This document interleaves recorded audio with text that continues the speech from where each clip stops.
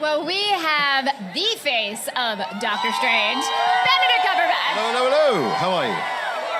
Good. You know, you have talked about. Well, we can't even Benedict. Good. I don't think I'm going to be heard about this. All right, we'll try to ask you a few questions. Sure. You have talked about how much fun it has been to play different versions of yourself. Talk a little bit about the challenges of that and what helped you step in, without giving anything away. I mean, you know, this is a very rich and complex character as it is, and then when he comes up against other versions of himself, it just gets even more interesting. And as an actor, the challenge is to make him same but different and have fun with it. And yeah, I can't wait to see how the audiences respond to what we've done. Well, we recently saw you in Spider-Man No Way Home, where you maybe did a spell that went a little haywire. Possibly. What I had some help did you do? screwing it up. I need some rude Very word true. then, But yeah. you fixed it. But how is Stephen feeling after the mayhem he maybe helped create? A little forgetful. Fair. Yeah. And I think ready to not screw things up again. So hopefully he doesn't. I don't know. I don't know if he's learned. I mean, the reality is when we saw him with the teenager in Spider-Man No Way Home, I don't know where. So talk about his... He's not an ideal parent, that's for sure. He's definitely on a steep learning curve when it comes to babysitting. So, hey, look, I think Peter was a foot soldier that he knew and trusted and wanted to help. And everything that he failed to do exactly or according to any kind of code is very much in him, but also his love of the guy that he grew very fond of and cared for. So I think it's a human failing, if it is a failing. So, yeah, we'll have to see where it goes with America in this one. Well, let's talk about that dynamic. So again, being paired up with another teenager. So what's this dynamic that you and Xochitl Gomez created between your two characters? I think it's interesting because despite her youth, she, you know, the pupil-teacher dynamic flips around a lot in this film. And basically, I think it starts from a position of equal distrust and then evolves into something whereby they work very well together. You know, one of the things that Sam Raimi talked about in an interview was really how there were particular things that you wanted to explore with Doctor Strange and the fact that it was a very collaborative relationship. Are there things, directions that you were curious to take him in that you can share? The last third of the film in particular, which is true Marvel fashion, came together quite late. You know, I feel like I'm a guardian of this character, so the integrity sort of rests with me. So I fought for a lot of the stuff you'll see in the picture, and some that you won't.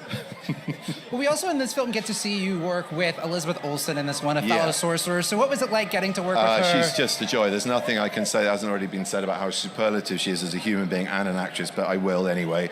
She's mesmerizing to watch. She's so consummate. You just kind of fall under her spell, pun intended. And she's just a delight. She's the first not to take it or herself at all seriously and have fun. So that's a really great combination. And it's a really lovely day for everybody when she's on set.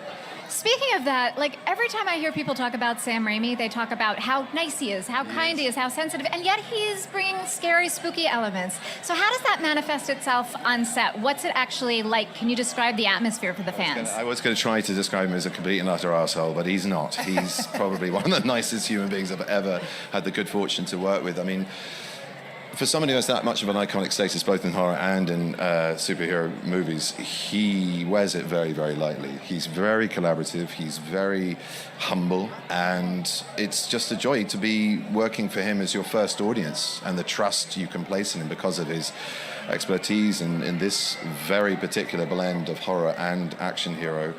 It's wonderful. You feel secure.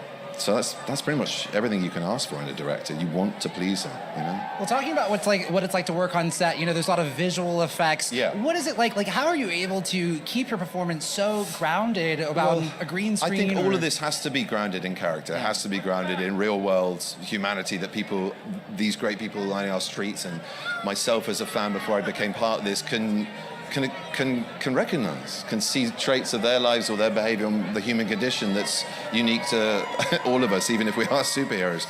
And I think Strange came from an ordinary place, you know. As brilliant as he was as a neurosurgeon, he was somebody you could recognize in our world. So he wasn't born with a superpower, he had to discover it. And I think that's kind of inspiring as well, to think that there's possibilities in all of us that remain there to be found and tapped into and developed and enjoyed, you know. And I think the humor and the pathos that then brings when these people have painful chapters in their character arcs and their stories is even more deeply felt, you know. You do. You definitely feel that connection, that very human. So thank you so much, Benedict Cumberbatch, welcome, for bringing you're the humanness to the screen. We welcome. love it. And seeing I that love there's it a too. superhero inside all of us. Sorry? That there's a superhero inside all of us. Oh, there certainly is. Thank you.